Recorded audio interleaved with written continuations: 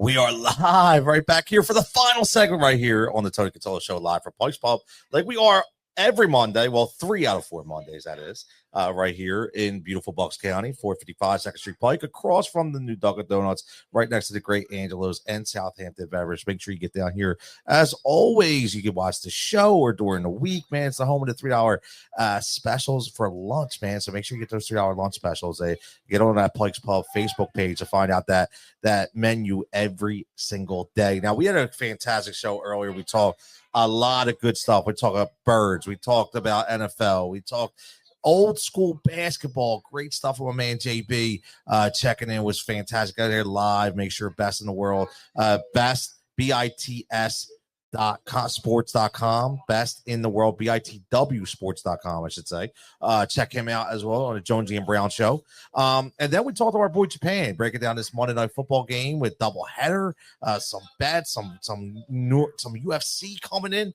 But here's the juice, man. We only got a lot of Phillies news, and we saved the best for last when it comes to finding out the inside information. There's been a lot of stuff that happened after our week off. People have signed. Juan Soto has signed. Other people have signed, right? There's been trade talk. The winter meetings are over, and the Philadelphia Phillies have a new one-year closer, which is about it. So I'm going to bring my man, as always, friend of the program, your own Jimmy Mack right here talking some, I'll say, I labeled it Phillies misses and maybe new targets with Jimmy Mack. What's up, Jim? Hey, Tony, thanks. We picked the wrong week to take a week off, right? Oh, man. Because, a lot of action. Everything changed. Wow.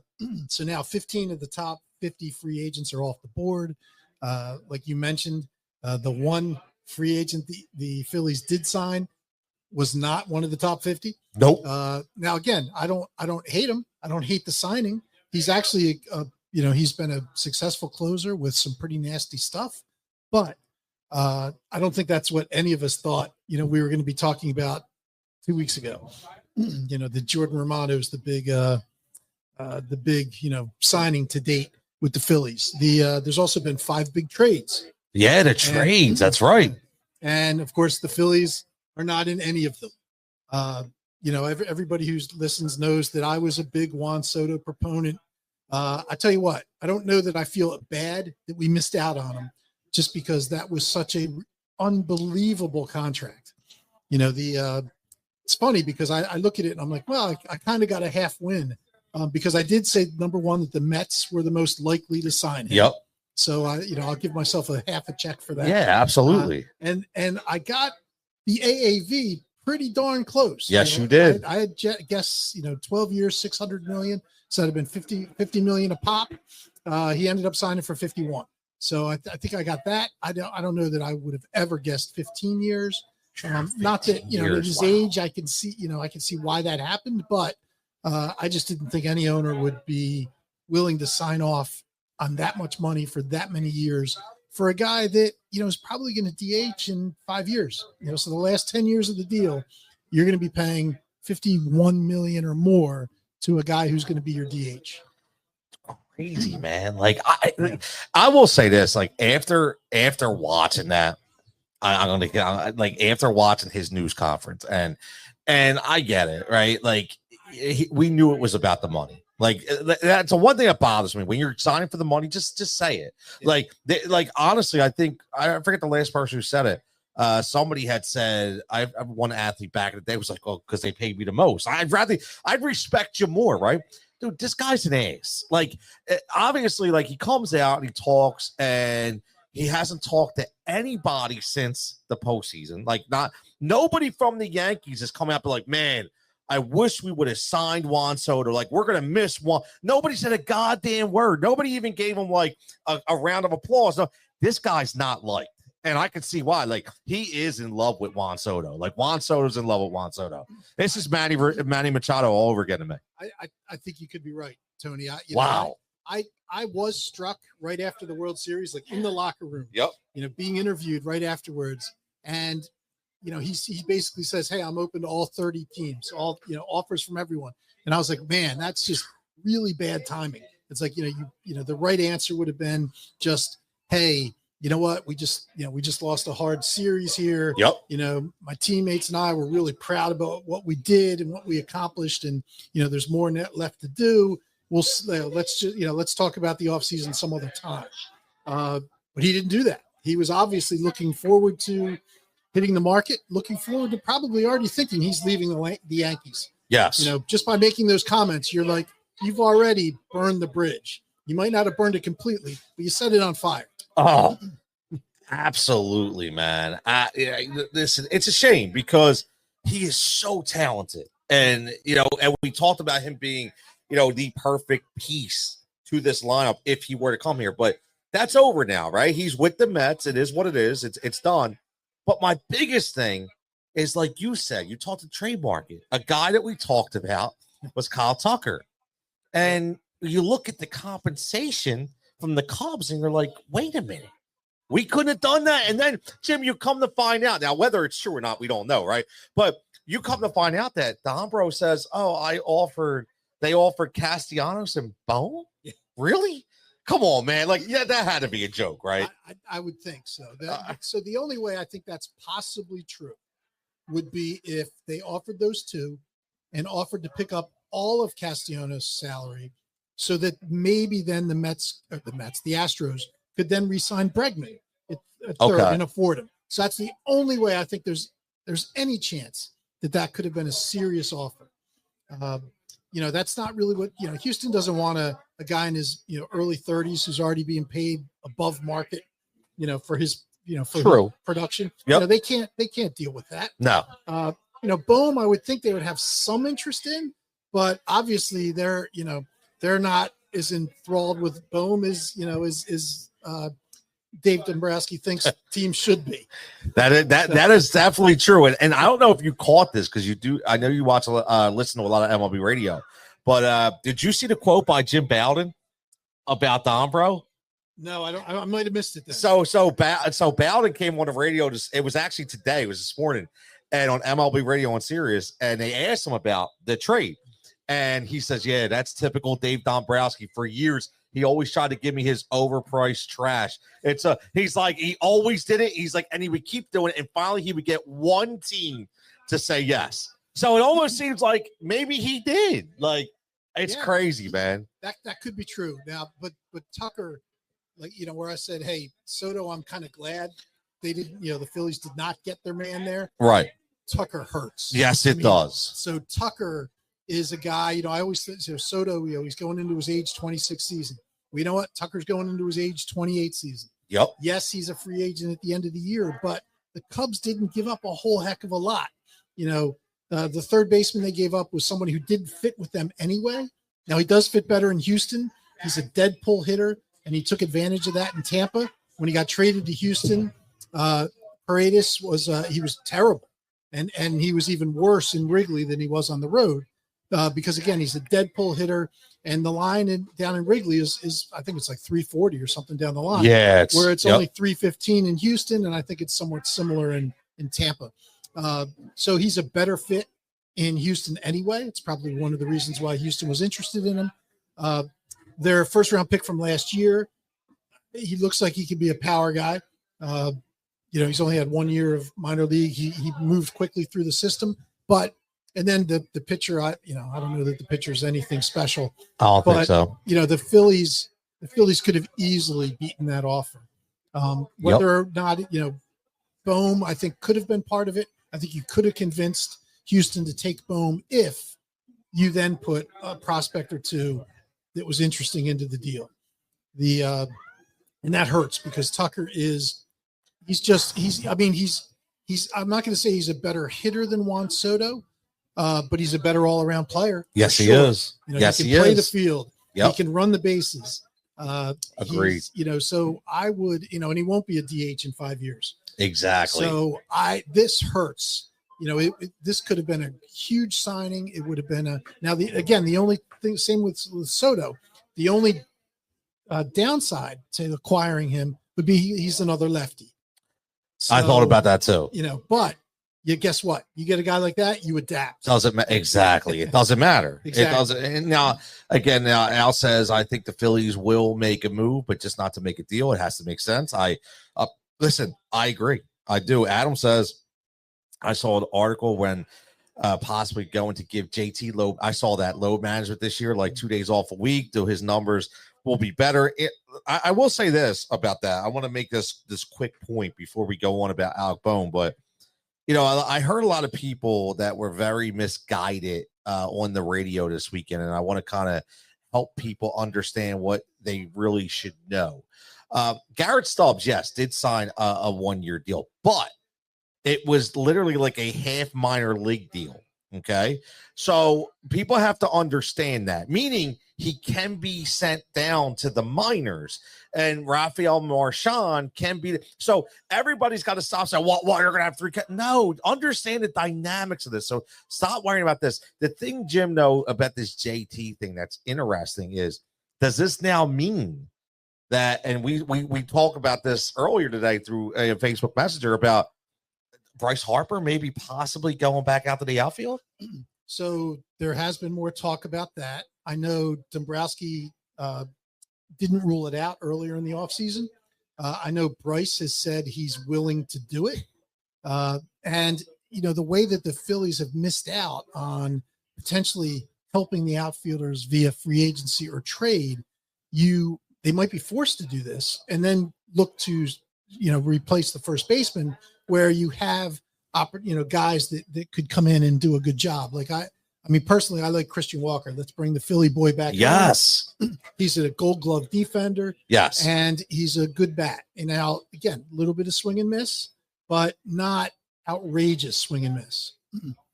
So I think he would be a good, like Christian Walker, man. Yeah, he'd be a good replacement if you do that. Again, you're getting, and while there's swing and miss, you're getting Marsh out of being, he won't be a regular anymore, who had more swing and miss. So yes. You are improving the swing and miss. Now, the one interesting thing about the Cubs getting Tucker. Bellinger? No, so I do not want, I know I've said this before. I do not want Cody Bellinger. I stick to that. Okay. But what's interesting is they do have a glut of outfielders now.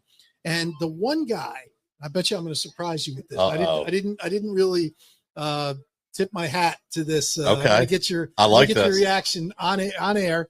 Seiya Suzuki. Wow. So now he is a right-handed hitter. Yep. He is not a great right fielder, but nope. I would move him to left field. It would still probably, he's not the defender Marsh would be in left. But he's not Reese Hoskins. No, he is not. He is not a butcher. Right. Exactly. No disrespect, Reese, but just saying. Right. So Seiya Suzuki, if you could get him. Now the Cubs want to trade Bellinger. Yes. So they're much more likely to say yes to a Bellinger deal. But if they can convince, the Cubs to say, hey, listen, we don't want Bellinger. The Yankees apparently did, but now nothing's happened. So you kind of think they're backing away probably. Yep. So now it's like, hey, we'll take Suzuki. We'll give you a decent package for him. He's signed for 2 years, $19 million a year. And he's a very good hitter. And this shocked me because I knew, he's a 20 homer, 75 RBI guy. But when you look at what my favorite, not my favorite, but one of my favorite stats, and the one that I look at first when I look at any offensive player is OPS plus.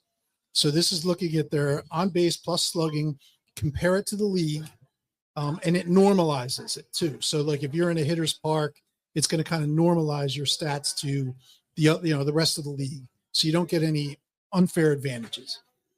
I like this. So his OPS plus last year was 138, which is very good. His career OPS plus is 128, which take a guess on where that would rank him in the current career players. So everybody who's active right now. Everybody's just active outfielders? No, not out. All together. All positions. That's a high number. Yeah. So what do you? He's got to be in the top 20. You know what? You got it. You got it on the. It's got to be. It's number 20. Yeah, I mean that's a high number. Yeah. And that shocks me. Yes. Wow, I would have never known that. I thought he was top 20. Now he's only been in the league 3 years. Still, how old is he? I think 30. 30, yeah. I think so. Somewhere, 29. This is prime. Yes, exactly. So I'd be very happy if he would, if we could make a trade, get him, put him in left field, Castellano staying right, and then Rojas and Marshall just have to run their butts off. Man, that would be until Crawford gets the call. That's okay. That would be great, man. I would love to see that. Al says people misguided on Sports Talk Radio. No way, that never happens. Yeah, exactly, Al. You know how that goes. Man. He says, "Who's this?" Tony looks familiar. This is my man, Jimmy McGinnis, man. Al, you've probably gone back and forth with him on Facebook a lot. He's a lot of Phillies groups on Facebook. I'm sure you've seen him commenting on things as well. So I'm sure you know who he is. That's why he probably looks familiar. Probably saw his profile picture up there. I guarantee it. And so Adam says, Harper play right field. So does that mean Casty is gone because you can't have Schwarber in left? So again, if they don't make a move, the thought would be they move Casty to left. So, I don't know that I love that. But if they don't make a move, there's no other choice, because you're right. You're not putting Schwarber in left field. So I think again, there's the one trade, but that might be the only trade because I don't know of any other guys available. Like you're not hearing too many outfielder names dropped. Bellinger's all over the place, but nobody's biting. And then Suzuki would be the other one that I think the Cubs would trade because, the salary's up there a little bit, but still very, very affordable for what he's giving you. And he's also, not the best fielder. The Cubs would have a better defensive outfield if he wasn't in the outfield. So again, so the Philly, that would be a drawback coming to Philly, but another good right-handed bat, another solid guy. The best thing about it, he does strike out a little bit, but he doesn't chase. So, so if the ball, if it's a ball well out of the zone, low and outside, he's not, going for it. He has a good walk rate, very solid, over 10% walk rate. We need that. And his hitting profile, when you look at, he hits the ball hard, he hits the ball on the line, he gets barrels. So he's a very good hitter. And I think, and then there's the second piece, because another rumor is, the Phillies are all in on Roki Sasaki. Yeah, I saw that. Of course, like 2018. I was going to say, on Roki get in line. Yeah. But I think if we had, say, a Suzuki, there would be more of a draw to come to Philly. I don't know that, Roki Sasaki wants to come to Philly if there's nobody else who speaks his language. And the Phillies have had so few Japanese players over the years that, they don't really have what I'd call a support network already set up. Now, I'm sure they would set one up for him. Makes sense. But I think he'd feel better if there was somebody else in the locker room who understood, the struggles he's going to have coming to a new country and adapting to. He would definitely be more comfortable. Yes, exactly. So that to me is a side benefit to bringing that in. But you improve the lineup and you improve your chance of getting Sasaki. I don't know that he would still come to an East Coast team. I don't know if he went to an East Coast team, it still wouldn't be the Mets. They have their own Kodai Senga, a pitcher who, again, he'd be in the pitching room with them, take him through all the ropes. And so that might still be an advantage Mets if for an East Coast team. But I like, again, I think the Phillies, they're not wrong to be all in on them. This would help them improve their odds. I'll tell you what, man. Like if Suzuki gets traded here and this comes out there, we're gonna send this tape into the front office. Like my man Jimmy needs to get in line because I listen. I didn't think about that name at all, but we are getting to that point where we know now that they're going to have to be creative. And let me ask you this before we even get to Alec Bohm, because I really want to touch on that a lot. Because I do feel like now he has to be gone, and I want to get everybody's opinion on that. But do you think? And I hate to say, because Dombro has been successful everywhere he's gone. He's not a guy that usually misreads a board. But do you think possibly he misread several different situations? Because if there's nobody really out there, right, and there's nothing that it's almost like did they kind of underestimate how this was going to go?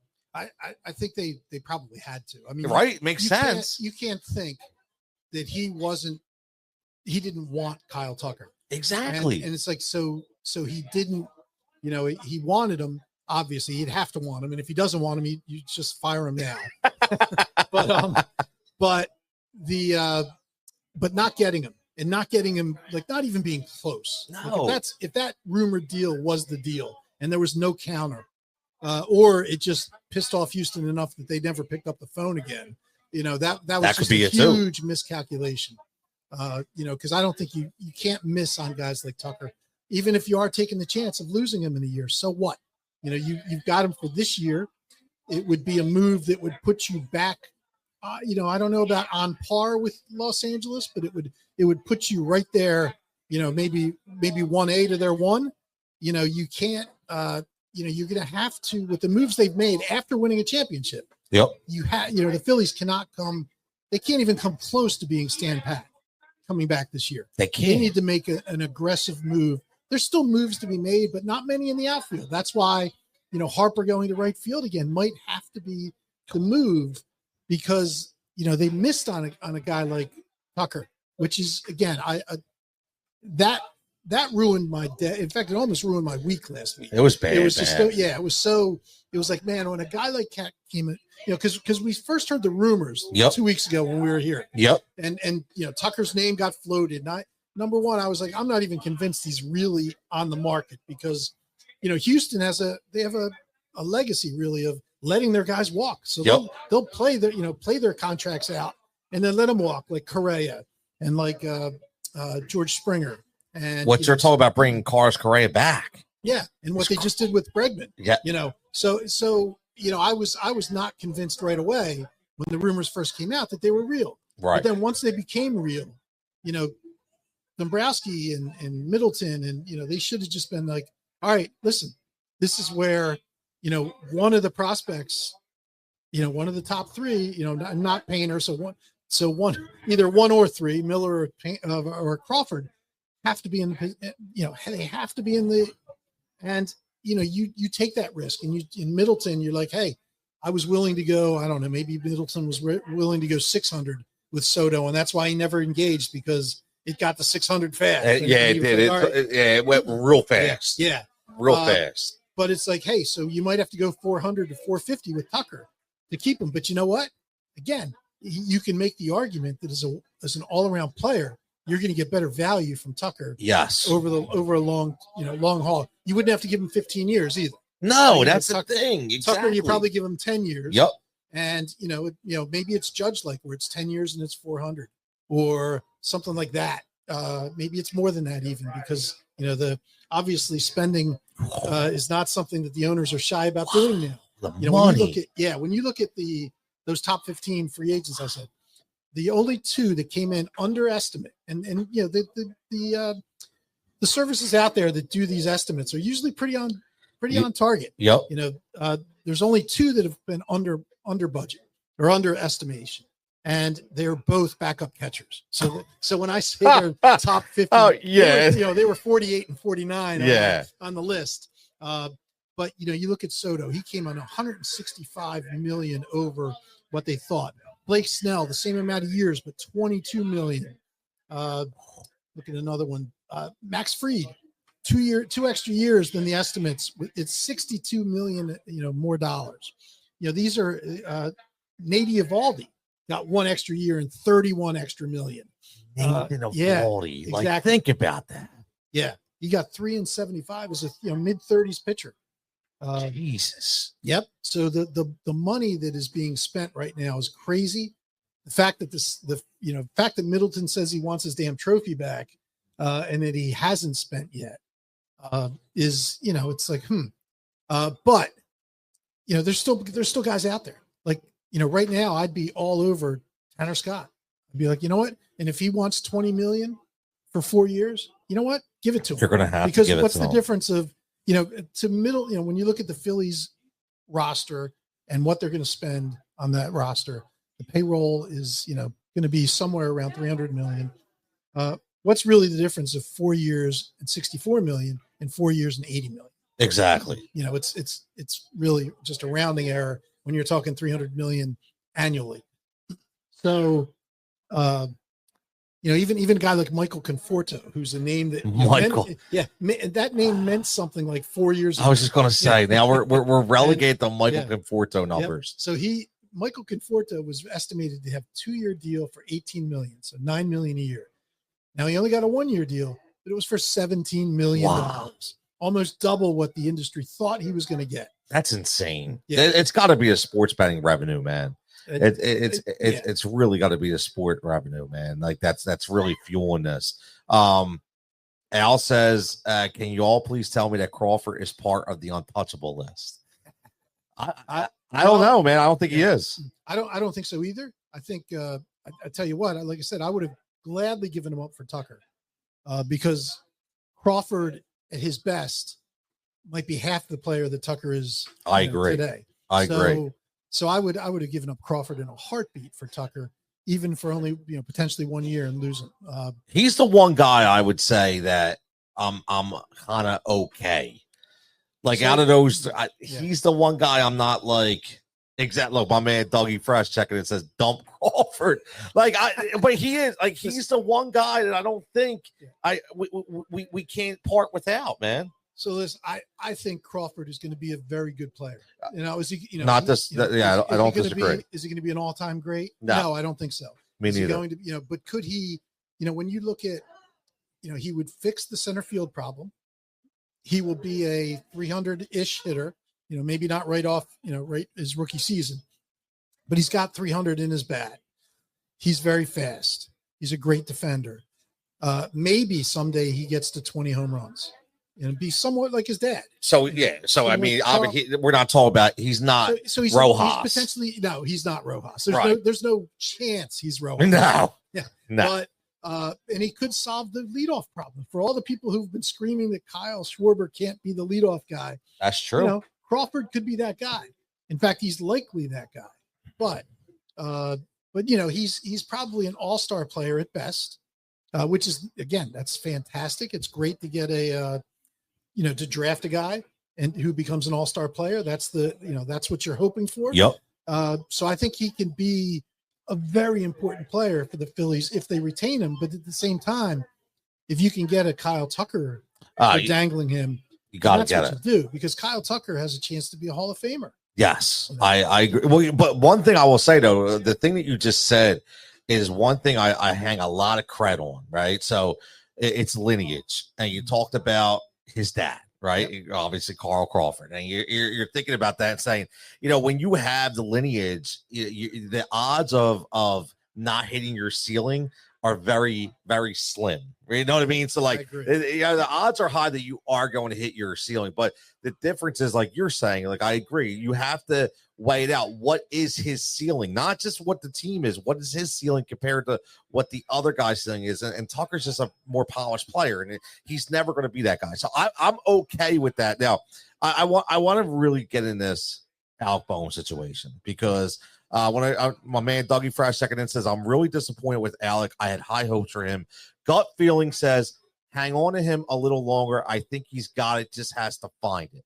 Now I'm going to say this in twofold. Number one, I wasn't a trade Alec Bohm guy. I think Alec Bohm has the skills and the talent to be a very good, not great, but very, very good player in this league for a long time. The problem is two things. Number one, money, right? Based on what, is he going to be worth what his market value will be? But here's the thing right now. I want to ask you this, Jim, and I want to ask everybody checking in because it seems like this is a good topic for everybody. Knowing what supposedly, again, we don't know this for a fact, supposedly what was wrong with Bohm was he was very immature at times, didn't take criticism well, didn't understand how to calm emotions. He's a young player, right? We understand that. However, there's also other young players on that team that didn't go down that path. And now your name is out in national media. Now your name is being as you're getting thrown away everywhere. I mean, everybody's shopping out Bohm. You're getting thrown here. You were in this trade. You're in that trade. You can't bring him back, bro. Like I'm sorry. Like I like the guy, but mentally, if he's already a mental midget, well, then what's this going to do to his confidence? Like, you really think he's going to not have an attitude? Like, I almost feel like because of what happened, you almost can't bring them back. I do wonder if they're past the point of no return. Like, you think about a relationship with somebody, even an employer-employee relationship. There's going to be a breaking point. And if you know that, hey, I was offered in 5 different deals and, none of the deals came through, can I just come back with you? I was like, I don't think so. I think you're right, Tony. And listen, I was like you. I was not someone who wanted to trade Bohm at the beginning of the offseason. Agreed. I thought it was perfect that his last 2 years of control lined up with kind of like Aiden Miller's, development everything's in the there. minors. Exactly. But I never thought, that the Phillies should sign him long-term, as a free agent. You're not going to want to pay him market prices because I don't think he's ever going to be that player. No. He's probably going to make more money than he's worth. 100% in 2 years. But I don't know that they can bring him back. And here's the problem. So here's the problem. They're in this catch-22. Yep. You either, if you bring him back, it's probably not going to work out well.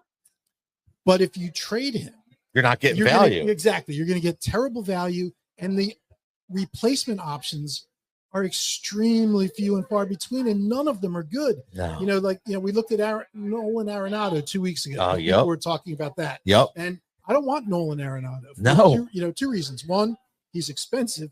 2, he's an average player now. He's shot. Hitter. Yeah. He's and 3, now Houston's supposedly going after him. I think they've just admitted that they're not getting Bregman. No. So now they're thinking Arenado can be a nice little piece. And again, in Houston, that might play because of the configuration of the field. Right. Arenado, a dead pull hitter, that short porch in right field. Yep. He can either bomb some home runs. Which he could have done here too, though. I mean, in essence, it's not as small though. Right. So you're talking about an extra 20 feet. Be safe, guys. Have a good night. So an extra 20 feet of distance for a guy with bad bat speed and bad exit velocity, probably means he might be able to hit 6 or 7 more home runs in Houston than he could here. So I don't want I never wanted Arenado, but there's really not other options. I don't want to sign Bregman either. I have number's going to be crazy. I have a bad feeling that's where we're going. Well, I do. I'm not. I just have a bad feeling that this was always the pivot. Because I constantly say where there's smoke, there's fire. You heard it. We heard it. The Bregman stuffs are coming out, and now it's kind of quiet. But I think it's almost like, okay, well, is he not going to get the number he expects? Now we didn't get this deal done. Now this is going to be our guy. Yeah. I almost feel like you want to spend. We're spending this. I don't want Bregman, man. Exactly. I listen. I want to spend when it makes sense to spend. Yeah. So I don't want to spend on a Bregman who's already had. I think we talked about it a few weeks back. He's had 2 cliffs in his career already. Yep. So he was playing at a Hall of Fame level in the 18-19, and was that trash can related or not? Yeah. Who knows? But so he had that fall off to become really more of what I'd call an all-star level player. And then last year he took another drop with his walk rate being cut in half, which is crazy. Yep. So you got to wonder, it's like, do you want to sign a guy who's already had 2 declines to a really a top of the market salary? No, I don't. I don't. I don't. You want to sign him? All right. So yeah, but I'm worried too, though, Tony, because you're right. They're running out of options. Again, there's still a bunch of top free agents left. Yes, but not at the positions the Phillies really need them. Not what we wanted. Exactly. Not what we wanted. And I'm not trying to sound spoiled here, like we just want, but this was a very, and still is very critical off season where you have guys that are kind of in that lingo with age and money and salary. And, now I will say this, a lot of people have said, and me as one, that I still would take this rotation when healthy up against anybody in baseball. And I don't know if possibly maybe there's, well, you know what, we're just going to hang on the pitch and hopefully, some adjustments within the lineup kind of make it like because we're already paying all these guys to produce. But I don't know, Jim. Like I'm thinking that they really need to do something special here, and I just don't know what that is. And please don't tell me it's going to be Pete Alonso. No, it can't be Pete Alonso. It cannot be Pete Alonso. Like, that's why when I talked about moving Harper to right field, I didn't even bring up his name. Oh my God! I do not want Pete Alonso because I keep hearing that, man. Yeah. Like it's getting scary. Yeah. Like that we keep hearing it. Yes. I don't like it. Christian Walker makes so much more sense than Alonso if they moved Harper to right field because you know what do you want? You want bad defensive outfield. And then a bad first baseman on top of it. Please. You can't do that. And then you have you know Trey Turner, has not been a great shortstop. So now all of a sudden, and then who plays third? So right. That's what I was saying. Who plays third if Bone gets traded? That's right. You could end up with like the worst defensive team in the league. In which case, you have the best pitchers who are giving up all these unearned runs. Because, that's a good point. So that's a good point. I didn't even think about that. Oof. Adam says it's their chance. The Phillies just run it back next year. Oh my God! I hope not. It sure seems like it though. You want to suck the air out of the room? Wow. The bank could be it could be the opposite of what it's been the last few postseasons when everybody's like, we have no shot. Let me ask you this. And this is just an off the cuff question. Now that I'm looking at this question and like you're running it back and. All those years with the Braves winning all the pennants, right? But no rings. Did they ever did they just keep running it back? Do you remember off the top of your head where they're like these giant moves that they made, or were they stayed just consistent with the same players? Yeah. So there were I don't think there were giant moves. They were definitely focused obviously on pitching. Yep. Guys like I think I'm trying to think back to that era. Yeah, I know. Ron Gant, things like that. Ron Gant. Yep. Terry Pendleton played a big role, right? For a couple years. Yep. Yep. I mean, they brought guys in, but they were always, never start. The Braves could never like sign a star level play. Really Maddox was the only big free agent they signed during that. Well, wasn't it run? I think was it Teixeira? So did they spend big on Teixeira and McGriff? So I can't remember. Well, I don't know that they spent big on Teixeira. Because I think didn't they trade for him from Texas? Yeah, it might have. Yeah, that's because he was a disappointment. That's right. In Texas. Yep. So I think they got him cheap. Yep. And then kept him until he was a free agent, or maybe they signed him once to an extension before he went to New York. They had youth. I mean, Andrew Jones, Skipper Jones, right? I mean, they had the youth, and like you said, it was the pitching. But that's what makes me look though. Like there you go, pitching. So are we? Do you feel like maybe we are emulating that Braves kind of vibe here? Well, and again, I think to a point, yes. But we don't want to emulate that vibe because they didn't win. We don't want to make the 16 straight playoffs and win one. Right, exactly. That's I think the position they're in. If they run it back, that's where we are. We become, I would think we're probably a wild card team because thinking that the Mets aren't done. Right. So there's going to be more acquisitions that they make. And the Braves, if they get everybody back healthy, are still going to be tough. Yes. So I still look at the Phillies as probably a wild card team if they run it back. The right team gets hot. The wild card obviously can win the World Series, but you can't expect it. No. It would just be like, hey, we're happy to get to the dance and we're going to go home alone. Sucks, no parade. Man. So I just don't want to be disappointed. Like this has got that Sixers vibe to it, man, which I hate to say it, man, but it does. It's got that, obviously a much better team. It just has that vibe. Or are we at the peak and we're now going down the hill, or like, do we have a couple more years at that peak, man? It's scary. Well, and there's a decent transition to the next, to keep us from falling off the mountain. True. With guys, if you keep Crawford, if you keep Miller, Painter, those kind of guys can help you extend, but there's two things about it. Number one, they have to hit the way you think they're going to hit. Yes. And then two, you have to hope that the decline from the Turners and the Harpers, is gradual. Yes. Especially Turner. Yes. Yeah. If Turner stops hitting, that's going to be a really tough contract. Yes. Very tough. Yeah. Harper, I'm not worried about hitting. Harper, I worry more about injuries. Yeah. Which is, one of the other reasons I don't love him going to right field. I think that scares me. I don't like that. Yeah.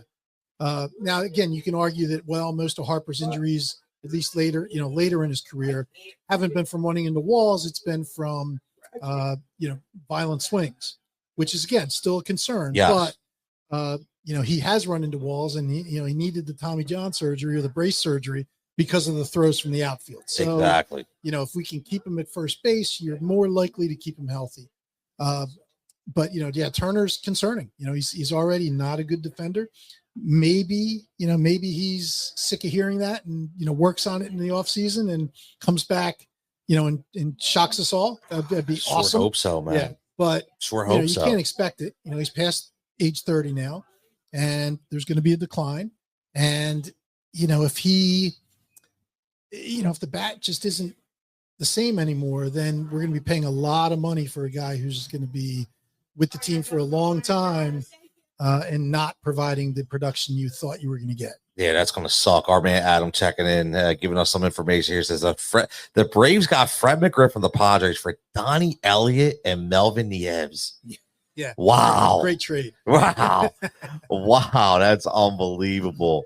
But hold on, man. My man, Adam's checking in right here with some breaking news here. This isn't Phillies related, but I mean, look, you gotta, we talked about this. Paul George right now just passes Jason Terry for 10th all-time on all-time three-pointer list, which is interesting. I mean, listen, we gotta have small wins in Sixer land, Jim. Exactly. We gotta have small wins. But listen, man, what do you think? I real fast before we get into future, but Joey Romano, where did this come from? All of a sudden, why didn't the Toronto Blue Jays bring him back? I think money more than anything else. They've got two big names that they have to either sign or let go in free agency next year. Vlad. So you got Vlad as one. Now Bichette's the other. Yep. Now Bichette's more likely to be let go because he had a terrible year last season. If he doesn't turn it around, he's definitely going to hit the market. But Vlad is, I think I just heard a rumor he turned down 10 years, $360 million. So, if you you're going to have to buck up, maybe in the Judge range. Yep. 9 and 360, 10 and 400, that kind of thing. They can't bring a Jordan Romano back, and they've got they did re-sign what's his last name? Yimi Garcia, maybe. They did just bring him back. He's a decent reliever. I don't know that he's a closer, but they're looking at probably going in different directions to build their pen. Makes sense. I mean, you can't spend everywhere, man. You can't spend everywhere. But what do we do here, man? We're looking at this. What do you think as far as, it's December 16th. Does anything happen before the holidays? Or you think this is kind of it just sits here because of the holidays, and then we go into 2025 just hoping to make a move? Well, it'd be a nice Christmas present for everybody, right? If they made a move before Christmas. So I don't, I've been shocked they've been this quiet to date. It would be nice if they just, wrapped up Tanner Scott, so at least we've addressed one need. The bullpen would be in a lot better shape then. But I don't know, the Cubs, they probably control the market right now, because they've got the outfielders. If anybody's looking for a bat, in the outfield, that there's really no other option other than trade with the Cubs. The free agent options in the outfield aren't fantastic. So not excited, Jim. You're not getting me excited yet. Well, listen, Seiya Suzuki would have me very excited. Yeah, I hope so, man. But like I said, the Cubs want to trade Bellinger more than they want to trade Suzuki. I think you just need to convince them, put the right package together. The fact that you'd have him for 2 years is good. And again, the fact that you might help in the Sasaki, if you tell me that we come back, let's say in, mid-January, because that's when Sasaki is going to going to sign. Yep. If we have Seiya Suzuki and Roki Sasaki and Jordan Romano, and that's all we did, you know what? I'm going to feel a heck of a lot better about that than if it's Jordan Romano and Bryce Harper back to the outfield, and even Christian Walker at first base. I'm not, that is not going to excite me as much as bringing in some new talent and keeping Harper at first. I agree. I want to keep him at first and do anything we can to keep him there and prolong his career, because that is our number one investment for sure, man. 100%. But listen, man, it's been great. We're going to wrap this up. We're at the 3-hour mark, man. A fantastic show. Any other points we want to get into before we get out of here, Jim? I don't think so. The only interesting rumor I heard is, the Marlins are looking to trade pitchers. Really? So one is there's a shock. Yeah. Jesus Luzardo is one of them. And I've heard them talking to the Cubs. Now, I don't think they would, if they deal with the Cubs, I don't think the Marlins are looking at, looking for, veteran outfielders. Okay. So I think this would be a different deal probably for prospects. The other name though, that's very interesting is Sandy Alcantara. Alcantara. Yeah, I always set that up too. Yeah. Alcantara, whatever. Yeah, exactly. There we go. Yep. So he's a stud. He's coming off of Tommy John. Yep. He should be ready for, early in the season. I don't know if he's going to be ready opening day or not, but somewhere early in the season, he should be ready. And he is a stud. So that would be another guy that would be like, wow, that's a difference maker. Yes. And I'd have to look to see, because this I saw just probably waiting here at the bar for my segment. So I didn't get a chance to look at like how many years more he's signed for. I think it's at least 1 or 2 minimum. And because the Marlins actually did lock him up. That's right. A few years back. So, and nowadays you don't have to worry about Tommy John. It's not like you get Tommy John and you're done. I mean, you can come back stronger than you were at the beginning. Exactly. And then, he was throwing 99 before Tommy John. If he's throwing 100 now, that's awesome. Oh man, that'd be fantastic, man. That would be great. So if you're going to go on and on pitching, hey, you can do a lot worse than I was going to say, if the bats aren't there, maybe you got to get with the arms, man. Yeah. Well, we shall see. One thing for sure, it's going to continue to be active. Adam, thank you for checking us. This great show. Tony, Jimmy, Matt, great points and information as always, man. And Tony Cutillo Show live right here every Monday. Pike's Pub, man. It's been a fantastic shout out, obviously, to Jimmy Mack for being here for the entire night, coming on for this last hour, giving us some great information. The Suzuki wagon is in and the train is in. Let's get the hashtag Suzuki. Hashtag trade for Suzuki, right? We shall see. My man JB checking in as always, coming here live, talking some great NBA and basketball. And as always, man, Japan with the big bets. He already hit on Drake London. He talked about Drake London, and Drake London anytime touchdown. That's what we're talking about. That's what we do. We make people some money here as well as Pike Balls. For everybody that here from the crowd, for everybody behind the bar, but it was here earlier left. Everybody have a fantastic week. And like we always do, man, we'll catch you back here next Monday from some more of the Tony Cutillo Show live with Fred.